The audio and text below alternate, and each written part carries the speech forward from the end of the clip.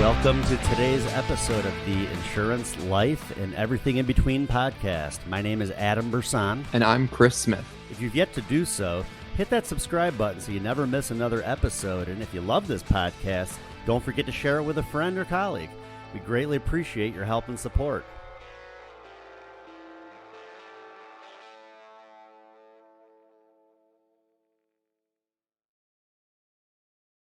Before we get this thing kicked off, I want to make sure that you get the chance to comment, to tell us what you like about what we're talking about, to engage in the conversation, to let us know what other topics you'd like us to talk about. We want you to interact. We want you to be included. We want you to get excited about the community aspect of this agency and this conversation. And on that note, welcome into November. Obviously, it's November. And if you haven't looked at the calendar yet, I think if somebody asked me what one of my hobbies were, it would be looking at the calendar, right? You're used to me talking about it. If you look at the calendar right now on your Google calendar or your Apple calendar or your printed calendar, you would notice that there are only 8 Fridays left in this calendar year. I'm not counting the last Friday of the year. I want you to be able to enjoy that time with your friends, family, or yourself, whoever is important to you. I want you to work so hard until then, we don't have to worry about it. I also sort of included Black Friday. I don't know if we're going to be on with you pre-recorded or take the day off, but realistically, this year is coming to a close very rapidly. And why do I mention that constantly? Because I think it's important for you to take notes and take observational awareness of where you are throughout the course of the year. I don't want you to be one of those people who looks up at their business, looks into their bank account, and one day says to themselves, where has the last week gone? Where has the last month gone? Where has the last year in my business gone? I don't want you to be one of those people. I want you to be fully aware of what's happening and when it is, so that you can be engaged in the progress and development of your career. Today, in this conversation and this content, we're going to get back into the roots of what works. We're going to engage in a positive, uplifting and motivational Q&A about production over the course of the last week. We're going to unpack interview style, what Adam did and why he did it and what you can do. We're going to get into the conversation as well about Medicare. Adam wrote his first Medicare app this week. There are many of you on this call that should be doing the same darn thing. And there are many of you across the industry right now who are downright terrified because there is probably the biggest disruption in the Medicare space I've seen in the years I've been doing it. Not only are plan changes rampant, not only are benefits significantly different, but there are carriers no longer paying compensation on many different plans throughout the country. So we're going to talk about how that adversity is actually an opportunity and how Adam writing his first piece of Medicare business this week is another sign of something you should be doing. You guys watched it 2 years ago when Ricky got into the field, wrote enough Medicare to take himself to Tokyo. Does anyone remember that? You're watching somebody else do it now that isn't me. And I want to ask you, who is going to be next? So we're going to talk about, even though there's a bunch of adversity and changes in Medicare, how that Medicare situation is actually an opportunity for you to continue to grow your business. But today we're also going to talk about the biggest lessons learned, sticking to what works, staying the course no matter the storm, and recognizing the importance of making that short-term sacrifice and long-term gain. And that's one of the biggest difficulties that a lot of agents face, not only in business, but in life itself.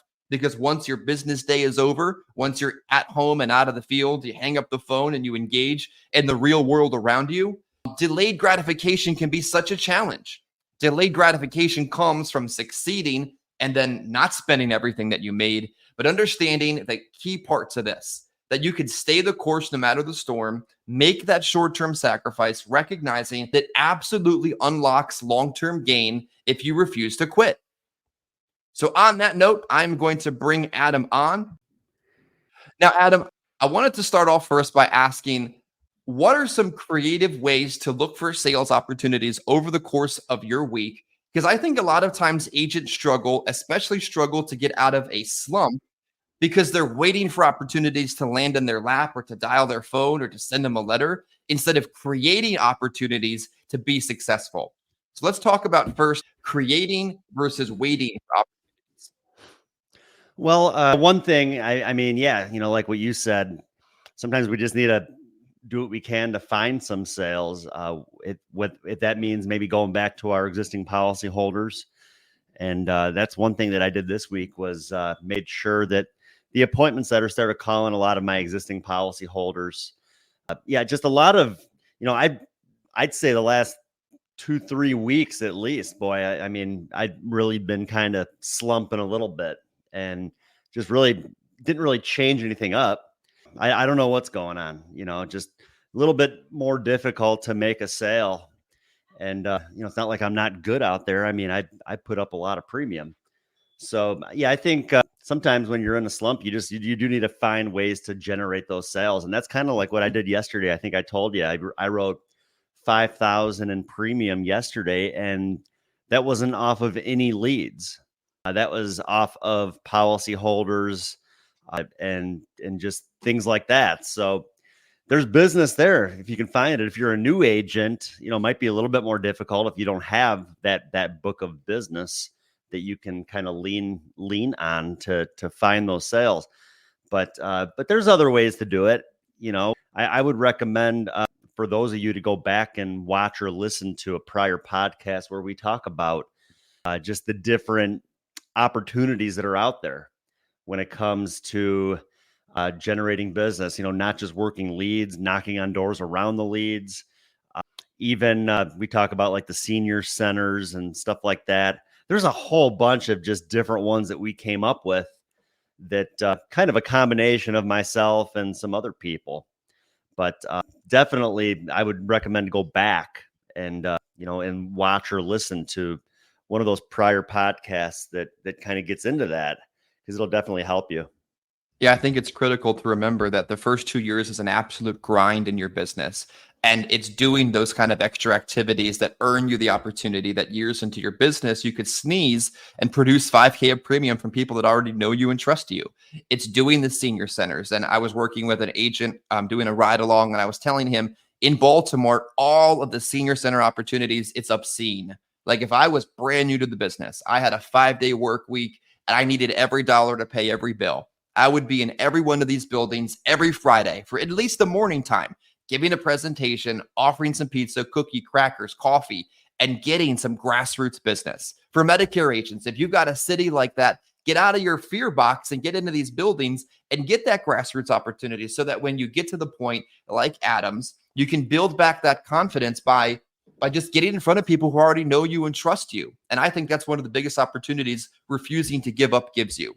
Now, Adam, you asked a question that I guarantee everybody is curious about, because you're not the only person that asked that question.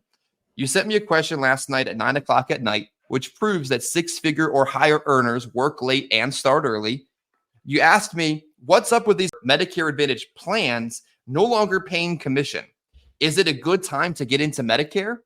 Now, as I had opened with this morning, obviously there's a ton of significant plan changes, plans exiting the market, and now there's plans not paying commissions. But in these type of situations, just like in final expense, when the adversity level increases, the opportunity for success increases as well. Adam, I would kind of describe this moment in Medicare kind of like 2020 in final expense, where all of us were sort of forced out of the field. Many of us were behind a desk trying to will into existence our careers. And people like yourself made it work. So do you remember those moments in 2020 where you had to get creative, work harder, and dig deeper, but can kind of look back on it and say it made you better? Yeah, it kind of goes back to the same thing, trying to figure out ways to generate sales. I mean, it was funny because this morning I was scrolling through Facebook, and I forget one of the different groups out there. I saw a post. Someone said, I guess I'm going to have to go back out in the hood and sell final expense. And I'm just thinking that's not a bad thing. People all over the place need our help. And it was just so funny how foreign some people are to final expense. Someone else had commented, really, people in the hood have money for final expense? Well, it's like, where have you been? I mean, I'd say 90% of the business I write is in the hood. But anyways, yeah, I mean, this whole Medicare deal, I don't quite understand it because I'm so new to Medicare, but to me, I guess, I don't know, it would almost feel like a slap in the face to me if if I was one who really had been dedicated to writing a lot of business with the different carriers that just suddenly decide that they don't want to pay commissions anymore. I mean, to me, that's just, to me, it just, I don't know, it puts a bad taste in my mouth. It makes me think, like, how much does that carrier care about their people? They Yeah, care the about their interesting part about agents. that is that there's so much competition in this marketplace. I think we sometimes forget because we're so often competing against ourselves or competing against fake Facebook posts that people make about their income, that these carriers are also in competition with themselves. There's a final expense carrier that's been on the market for as long as I've been in the business that's releasing a new product next week with lower rates to compete with other carriers. What's going to happen in the Medicare space is while Anthem and Aetna make contractions, while WellCare does what WellCare is going to do, other carriers are going to step up and say, I want the business. United Healthcare, the regional players, Cigna, those kind of companies are going to say, look at this gap in the business available. I'm going to insert myself in that block of business. So I'm excited to see what we do and what opportunities come to us. Because like you're watching on these social media groups, there people are afraid and worried about having to actually work. And agents like ours are used to working. Now, Adam, for the sake of those listening in who haven't started in Medicare yet, which just boggles my mind, you had your first enrollment this week and it was late in the day, which is the biggest opportunity to make money. You called me from the home, which is me fulfilling my responsibility. And I pulled over in front of Camden Yards for all you baseball fans, waved off security as they walked up to me, and we walked through the situation together. So can you share some exciting, positive insights on your first enrollment with Medicare? Yeah, first off, thank you, Chris, for being able to assist me with that, because I am still pretty foreign to the whole Medicare Advantage deal. Yeah, I went through the AHIP and all that other stuff, but that, to me, that's nothing. I mean, it's one thing to go through and take a bunch of tests and all that stuff, but when it gets down to it and you are actually sitting there with somebody, and yeah, I mean, I didn't really know what I was doing. I knew Sunfire. I played around with it a little bit, but I mean, still kind of learning everything. So I definitely appreciate you being available to be able to kind of walk me through that situation. The lady, she was dual eligible, where she was a Medicare and Medicaid, and like we pretty much just told the lady, like, not a whole lot, nothing really changes with the way you're currently set up, but there's going to be some additional benefits now, some things that you're entitled to. This lady was on a fixed income, and I was able to get her that deal where she's got like another $125 a month coming to her now that she can use for groceries or over the counter medications and just little things like that. I mean, that really just kind of sold it right there. I mean, who wouldn't want an extra $125 a month for nothing? So, Exactly. And the um, interesting part about that is what you said is what I've heard Shannon say, is what I've heard Ricky say, is what I've heard other agents say, is it was a moral victory in the day more than anything else. The day hadn't been going the way you planned. The week hadn't been going the way you wanted. The month of October was kind of a challenge for you, and thank God it's over in a lot of senses, mentally speaking. But it was a moral victory. And I want to hear you kind of share with the social media audience and our agency how that one little win was bigger than walking away empty-handed from another day in final expense. yeah, I mean, to be honest, I mean, I still kind of went home, yeah, I felt all right writing that one Medicare app, but I still kind of went home feeling a little defeated. Last, yeah, like you said, pretty much the whole month. I don't know, just my production. I haven't changed anything. I'm still out in the field grinding every day that I'm usually out in the field. But it was a tough month. Didn't write a lot of business, and so. But yeah, one thing, yeah, that one sale. To me, I don't know. Something happens when I make a sale where my mind kind of starts moving again, and thinking about other opportunities, which really probably led to the sales that I made yesterday. And then, I even this morning, I'm laying in bed and I'm going through the notepad on my phone and I'm making notes and just brainstorming of people that I know I can go back on today to have a good chance of maybe making a sale. So whether that's like a lapsed policy holder or maybe just a couple follow-ups that I didn't write, that like I had one was at Tuesday that seemed like a sure sale. And the lady's like, well, my daughter, she's going to be over in a little bit, she said. And she's got like all my bank information. So come back like a little after 5 o'clock.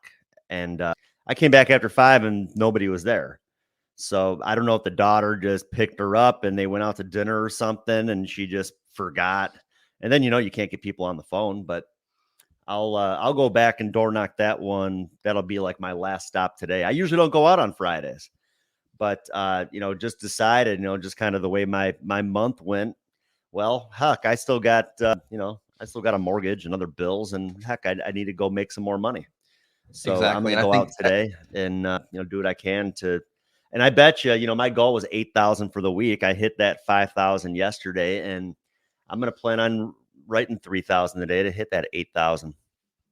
And you can absolutely do it when you're willing to do a little bit extra to get out of a slump. Like I could imagine in baseball, for example, there's times where guys have to get demoted to AAA, or guys have to take extra batting practice, or guys have to come in sooner or stay after the game because they know if they just keep giving themselves enough opportunity and, like you said, find that sale that reminds them and turns that brain back on, get that hit back into the field, it'll get them back on track pretty quickly. You wrote a Transamerica Express yesterday, and I want to talk about that product. Cheers to Transamerica, because immediate solutions is not really the solution anymore. Immediate solutions isn't designed for quick pay and an instant decision, and it has its place in the market. No hate against it, but I really want to encourage folks to continue to look into, write, and utilize Transamerica Express. So talk about when the opportunity you had yesterday to use it. Yeah, I really I kind of lean on that and the American Amicable lately. I'd say those are like the two that I try to focus on. Well, I'll be honest, I get paid the most money when I write those companies, so or those products. So that's one focus, and just the value. I've always been about the value, and that's something that the American Amicable and the Transamerica both have, is the Everest funeral concierge service. The Transamerica Express has it, and the process is easy. The application is super easy. Honestly, I think it's probably, I bet it's, I don't know. I kind of feel like it's probably the easiest e-app out there now, in my opinion. I mean, if you know how to read and click buttons, you should be able to complete one. It's it really isn't that difficult. No. And you do get, and I like that you get the decision at the end. And it Yeah, seems like the underwriting is I guess what I tell clients is that they look at the whole picture. They're not going to single you out for one little thing, but they look at like the big picture. And a lot of people that maybe would go graded somewhere else, I've been able to get them first day on that Express plan. Awesome. Now, in our final 5 minutes, what are some practical tips you can share with the viewing audience and core agency partners on keeping control of the conversation?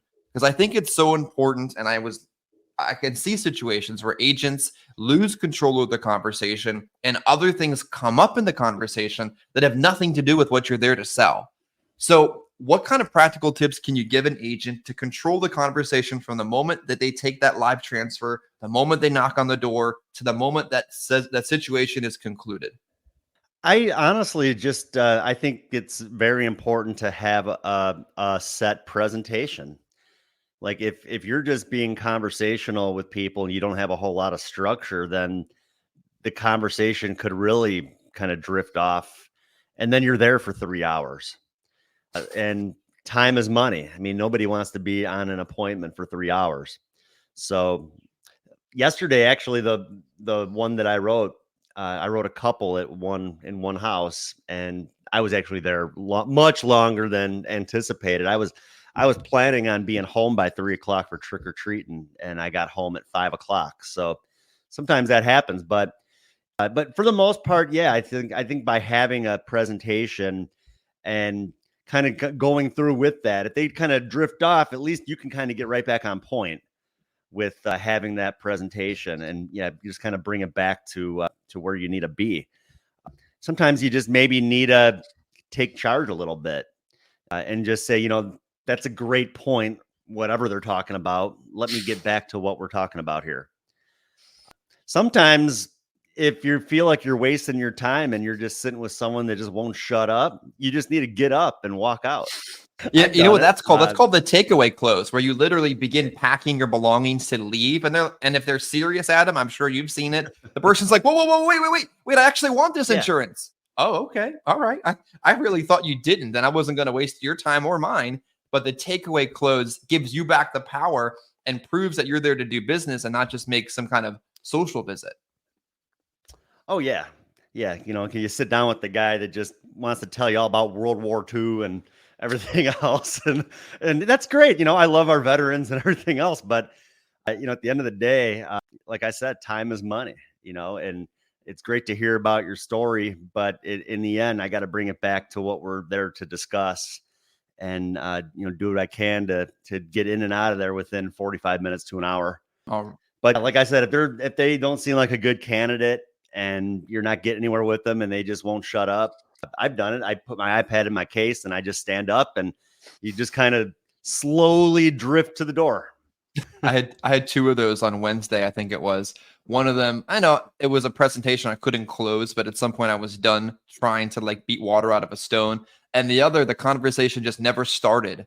And I could tell it was going nowhere. I could tell the only place it was going to make me frustrated. And I just simply got up and I walked away. And sometimes they're like, well, wait a second, what are you doing? I'm like, I'm leaving. There's nothing we can do here.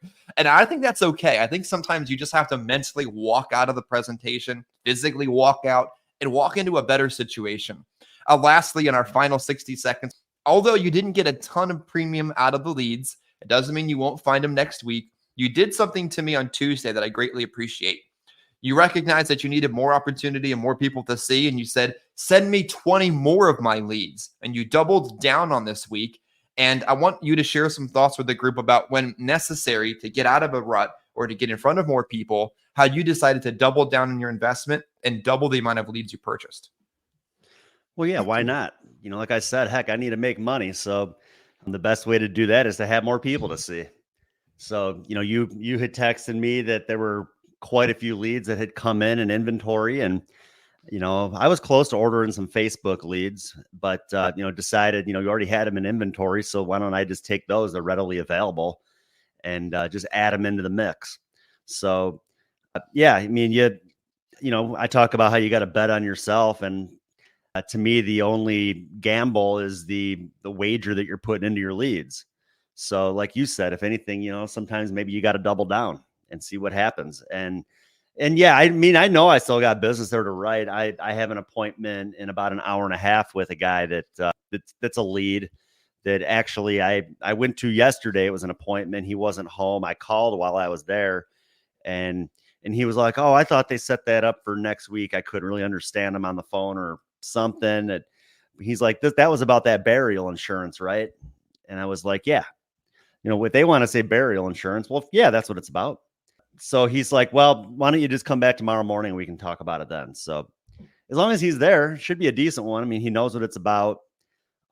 Sometimes people, maybe they don't understand exactly what it's about. He knows what it's about. He knows it's about insurance. And as long as he's there, I think I got a good chance of writing that one. So, and I got plenty of others, yeah, I took 40 leads this week. Haven't written anything off of them yet, but I know I will. And that's my plan today is, I got a few appointments set and then I'm just going to put a route together. And I'm going to go out there and door knock them until it gets dark out. Once it's dark, it's time to come home. And, but gonna do what I can. Like I said, I want to hit that 8,000. I don't throw a goal out there, like just trying to BS everybody. I throw that goal out there with the intention to hit it. So if I tell the whole group on Tuesday that I'm going to write 8,000 in premium, well, I'm going to keep going until, there's no chance left in the week to be able to do that. Absolutely. And when you double down on yourself on direct mail, which really doesn't ever get old. I mean, the person may eventually die, but the opportunity is always there as long as you stay organized, stay in the field, and stay focused on achieving that goal.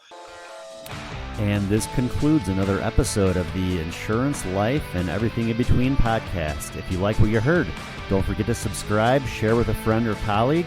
And if you have any comments or suggestions for future episodes, please leave those too. Any input is greatly appreciated. Thank you.